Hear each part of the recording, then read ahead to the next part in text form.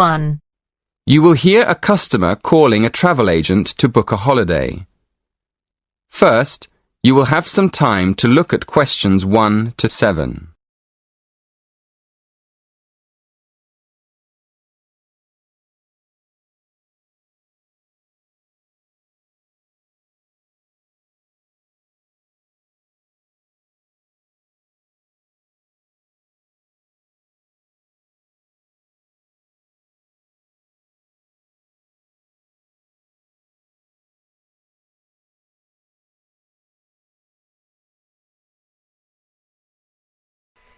Hello, Travelwide, can I help you?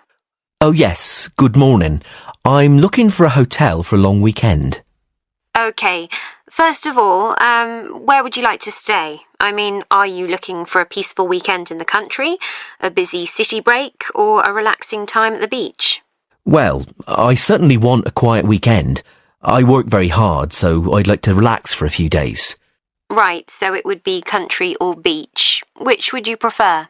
The beach is very relaxing, but I think I'd rather go to the country this time. Okay, that's fine. Let me have a look at country hotels. Would you like to stay at a spa hotel where you could swim, read, eat healthy food and have relaxing treatments? Or would you prefer a family hotel on a farm? I must say I like the idea of a spa. Well, that's great. Now, let's just look at our spa hotels. You definitely don't want the beach. No, I'd like to go somewhere in the countryside, somewhere where I can go for walks. Okay, then it won't be the Ocean Waves Resort. Farmhouse Getaways is a family-run hotel in the country, but it's not a spa. How does Sparkling Springs sound? It's a luxury spa hotel in the countryside with an indoor heated pool and views over the fields and woods nearby. That sounds exactly what I'm looking for. Let's go for that. Excellent. Now, if I can take some details, I can make the booking for you. Could I have your full name, please? Yep. My name's William French. William French. And your address? Number 4, The Willows, Stanmarch, Norfolk, NE1 4SP. The Willows. Sorry, how do you spell that? WILLOWS. The Willows. Thank you. And can I have a contact number for you? Yes, my mobile's probably the best one. It's 07632 112254.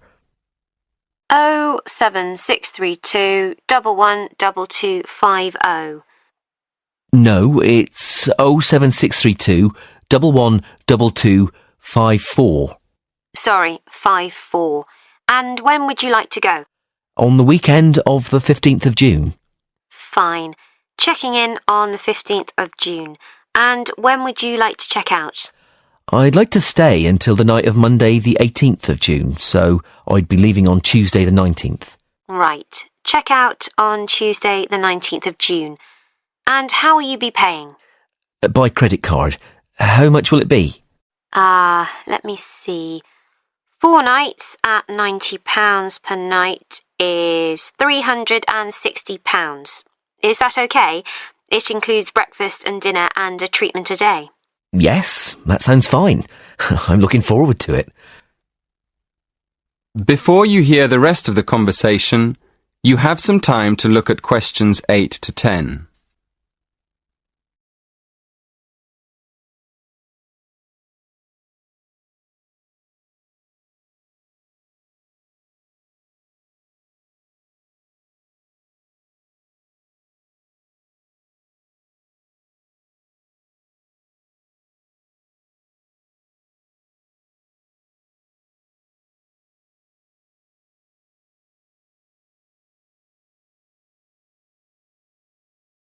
Now listen and answer questions 8 to 10.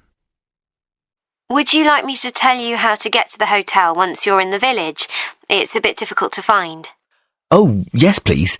I have maps on my mobile phone, but there isn't always a signal. OK. Well, coming into the village from the motorway, which is in the east, the first building you see on your right is the church. It's right opposite the garden centre. OK. The church is on my right and the garden centre on my left. Yes. Just after that, you'll come to the railway crossing, and then you'll see the river on your left. After that on the right, you'll see the school. It's just before the bridge over the river. So the school's before the bridge? Yes, that's right. Now, just after the bridge, you'll see a turning on your left. Take that and follow the road through the fields. On your left, between the road and the river, you'll see a lot of vegetable gardens. Just keep going down the road to the end. It leads straight into the car park at the spa. You can't miss it. It's at the end of the road. Thank you very much for your help. My pleasure. I hope you have a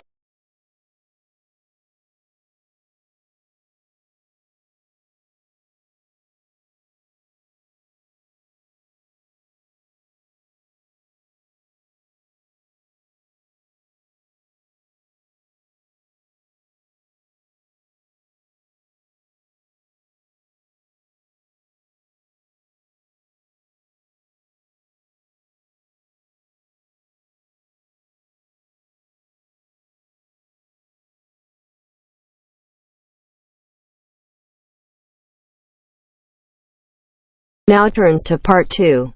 Part 2. You will hear part of a lecture on art and culture in the Indonesian island of Bali. First, you have some time to look at questions 11 to 15.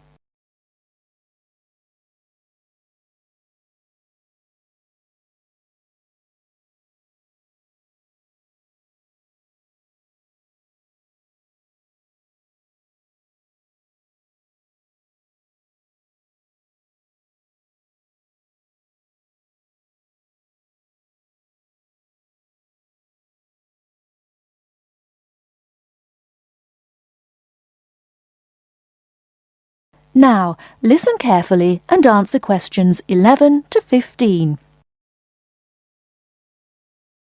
Last week, we looked at the traditional art of Japan.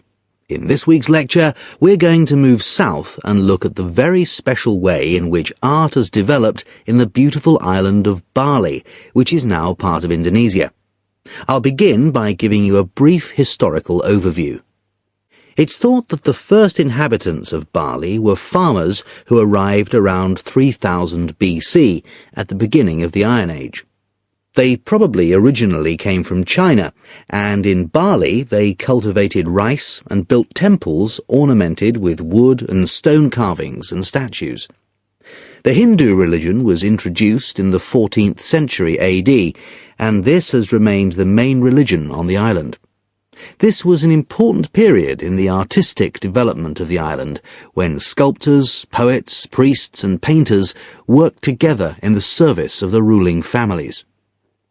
Rather than painting everyday scenes, artists concentrated on narrative paintings illustrating the epic stories of Hinduism.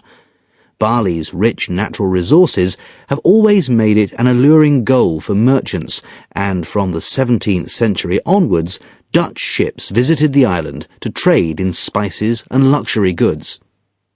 Gradually, the old royal families lost their power, and eventually, in 1906, the Dutch East Indies Company was founded, and the island became a colony. In the 20th century, art then took on a very different role, as a tool accessible to everyone in the fight of the Balinese people against colonization, rather than as the property of a minority. Shortly after this, in the 1920s, stories of the beauty of the island of Bali began to spread around the world, and Balinese art underwent another vast transformation with the advent of tourism to the island. At first, this was only on a small scale, but it had important effects. Expatriate artists from Holland and Germany settled on the island, bringing paper, Chinese ink and other new materials with them. They worked with local artists, encouraging them to experiment with concepts like naturalism, expressionism, light and perspective, as well as to move away from the traditional focus on narrative painting towards something closer to their own experience. When independence came in 1945, this desire for an art to match a new national identity became stronger, and the traditional narrative paintings started to give way to scenes showing the everyday life of the Balinese people, harvests, market scenes and daily tasks, as well as the myths and legends of their history. Before you hear the rest of the talk, you have some time to look at questions 16 to 20.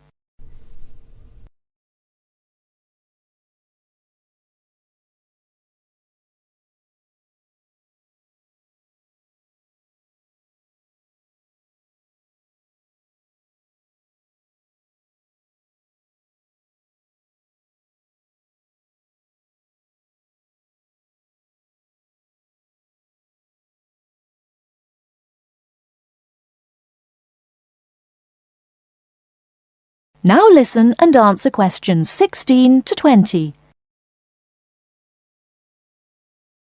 Many of the features that give this art its special place in the world today can be traced back to these historical roots. One feature that is rooted in the events of the last century is that today in Bali, the production and the appreciation of art is not restricted to a minority. In fact, there is a famous saying that in Bali, everyone is an artist. And it's not considered that to make art or talk about art, any formal training is needed. Art is just produced as part of Balinese life. Even fruit salad is served with flowers strewn on top. One factor which has contributed to this productivity is Bali's fertility. Over the centuries, the rich soil and the fact that food and shelter are readily available has given the islanders the leisure to develop their arts. While painting, sculpture, carving and music have traditionally been the province of men, women have channeled their creative energy into making lavish offerings to the gods with spectacular pyramids of flowers, fruit and cakes offered at the temples on festival days and celebrations. All these kinds of art still have close links with the religion of the people and are something that people do on a daily basis. Another special characteristic of art in Bali is that it is not generally seen as an individual pursuit. In the West, art is often carried out by the artist on his own, reflecting his own individual worldview in the hope of achieving personal wealth and fame. For Balinese artists, art is something that's done as a group, and many artists may participate in one piece of work. And Balinese art is not restricted to temples and offerings. It decorates objects such as jackets, motorcycles, hotel menus, and so on. But perhaps the most significant characteristic of Balinese art, and one that distinguishes it most from the art of the West, is to do with its expected lifespan. Carvings are made in soft stone, which is gradually destroyed over the years. The humid climate rots paper and cloth paintings. The magnificent offerings of fruit and sweets are eaten. Wooden statues are destroyed by insects. But Balinese artists accept that their work is ephemeral, not permanent, and instead of slavishly preserving the originals, they produce new art. And all this rebuilding, renovating and replacing means that the island's art continually evolves and perpetuates itself. That is the end of part 2. You now have half a minute to check your answers.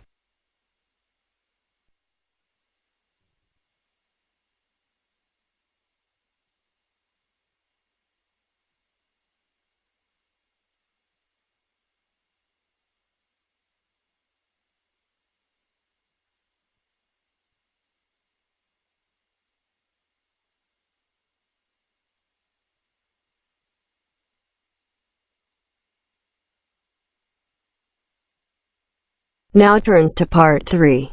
Part 3. You will now listen to a talk on bicycles. First, you have some time to look at questions 21 to 25.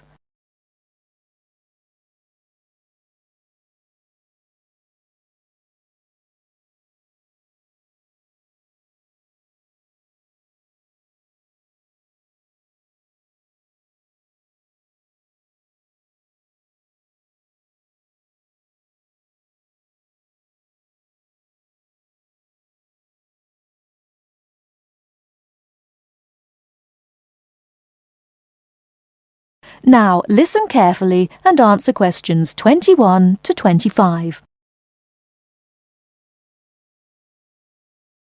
Today, we're going to talk about the latest bikes for professionals and novices. There's something to suit everyone from price to function.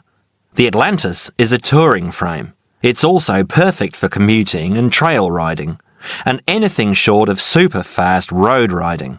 The tubes are stout, to take touring loads and trail abuses. The tyre clearances are majestic, so you can fit tyres up to 2.35 inches. It's designed for cantilevers or V-brakes. If you have to limit yourself to just one bike and you want to be able to ride just about anywhere, this is the bike to be on. It is our most popular model for just that reason, and there isn't an unhappy Atlantis owner in the land. The Rambouillet, our all-around road bike, is available either as a frame with fork and headset for $1,400 or as a complete bike for $2,300. Compared to the Atlantis, it is a lighter frame, not intended for loaded touring or rough trail riding. As a road bike, it has side pull brakes. The Quick Beam is our version of the single-speed bike. We've done it a little better though. The crankset has a 42-34 combination, running an 18-toothed freewheel cog in the rear. And the rear hub is threaded opposite the drive side, so you can install a fixed cog of your own choice. In essence, you can have 4 speeds on the Quick Beam if you choose. The Quick Beam is available as a frame with fork and headset for $900 or as a complete bike for $1,300. This is a rugged, versatile bike that you can ride on the road as well as on rough trail.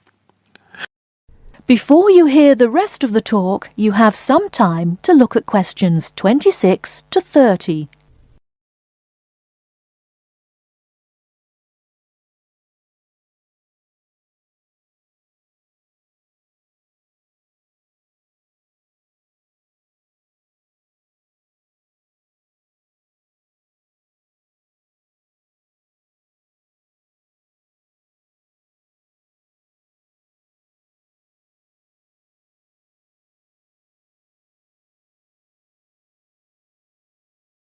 Now listen and answer questions 26 to 30. The Saluki is our roadish, light touring, randonneuring frame. It's designed for 650B wheels. If 650B means anything to you, you'll either love it or think it's marketing suicide. If you're new to 650B and a follower, you won't want it. If you're new and a rebel, you will. Now, I'll just talk a little about saddle comfort. The road bike, for the most part, has turned into a high-tech, uncomfortable machine, and the proof is all around us. Look through any bike magazine or catalogue, and you'll see the saddle up to 6 inches higher than the handlebars. It is impossible to be comfortable on such a bike. It forces you to lean forward, putting more weight on your groin, hands and arms. People ride these bikes with straight, locked-out arms and wake up with aching backs. They endure it, get used to it, or buy recumbents. When we custom design a bike for you, you'll be able to get a comfortable position. Your back will be between 45 and 50 degrees, and there will be a noticeable bend in the arms. And most importantly, your arms won't be supporting your body weight. You won't have to look up to look ahead, because you won't be hunched over and low. That means our bikes are more accessible for riding on the flats, or even for short climbs. We consider this when we design and build your custom frame. That is the end of part 3. Be giving a talk about homelessness and check your ideas. First, you have some time to look at questions 31 to 40.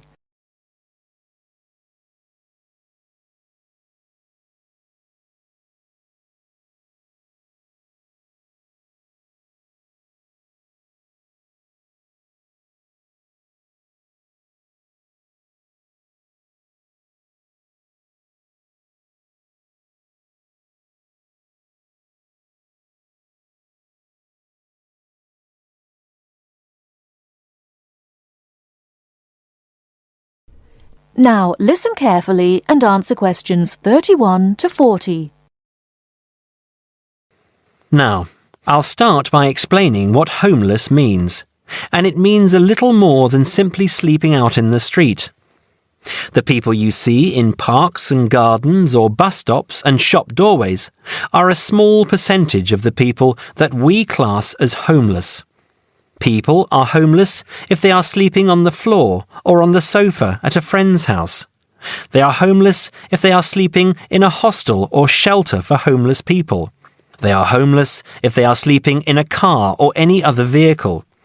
We also class people as homeless if they are separated from family or other people that they would normally live with. People are homeless if they live in conditions that are so bad that their health is affected. And they are homeless if they are in danger of violence or physical abuse. That means, as I said before, that homelessness is a much bigger issue than a few people sleeping in bus stops or shop doorways. This is just what you see. So why do people become homeless? People do not choose to be homeless. They are not sleeping rough because they have chosen to leave a safe home or families who love them. They are homeless because there is no other option. People become homeless because they are poor, because they cannot afford to pay rent, or sometimes because they cannot afford to pay the mortgage on a house or apartment that they have bought. People become homeless because they lose their job or have never had a job. There are related problems that often result in a person becoming homeless. Many homeless people have a drug addiction. They are either homeless because they spend their money on drugs, or they have become addicted to drugs because they are homeless. A high percentage of homeless people have mental health problems and find it difficult to make the decisions about their lives that most people can make. A number of homeless people are ex-prisoners. When they are released from prison, it is very difficult to find a job and a place to live. Many people become homeless because the owner of their home, a landlord or landlady, evicts them. If people have lived in the same place for a long time and then suddenly lose it, they can find it impossible to afford the increased rent for a new home. Many people have to move out of the place they live because it is dangerous. A young person may have a violent father or a wife a violent husband. These people are too afraid to stay in their home, and they risk making themselves homeless. Finally, in many parts of the country, there is just not enough housing. Certainly not enough housing that poor people can afford. The increase in the value of property has made life difficult for many people, not just homeless people. I'm sure many of you will understand that. So, how do we deal with a problem as big as this? It isn't easy. In this country, people with very poorly paid jobs or no jobs at all receive some kind of financial support. In some cases, all or part of their rent is paid by the government. This helps to stop people becoming homeless. But if you are already homeless, it doesn't help. Most towns, like this one, have shelters for people who are temporarily homeless, but they cannot stay at them permanently. They have to move on after a certain period of time. Some towns have food kitchens where homeless people can get a meal 2 or 3 times a week. The problem is that shelters and food kitchens don't really deal with the cause of the problem. They deal only with the effect. People can stay in a shelter for a while, but it will not help them to find a home of their own. And that is what they need, of course. Now, I'm going to go on in a moment to talk about some of the suggestions that have been made in terms of dealing with homelessness. Ideas for dealing with the problem in a more permanent way. I'll also talk about some of the programs that are in place and are in some cases very successful in other parts of the world. Before that, does anyone have any questions about what I have said so far? That is the end of part 4. You now have half a minute to check your answers.